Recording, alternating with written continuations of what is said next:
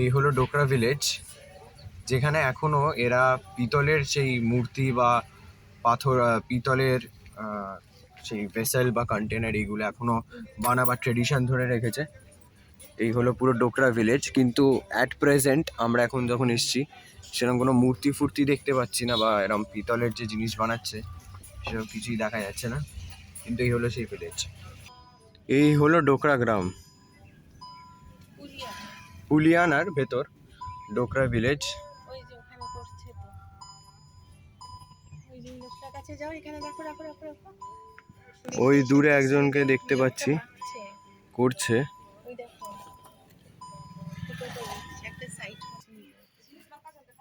এতদিন আমরা গ্রাম বাংলার সেই গ্রামীণ জীবন দেখেছিলাম, এবার আমাদের বাংলাদেশ ছেড়ে চলে এসেছি উড়িষ্যাতে। এই হলো উড়িষ্যার গ্রাম। এটা হচ্ছে উড়িষ্যার কোথায়, বারিপদ ডিস্ট্রিক্টের কুলিয়ানা গ্রাম। এই হলো সেই কুড়ে ঘর টাইপ, মাটির ঘর যেমন আমাদের বাংলাদেশে থাকে। এখানকার মানুষের জীবন জীবিকা এইভাবেই কাটাতে হয় এনাদের। এখানে এরা মাটির মূর্তিগুলো দেখাচ্ছে।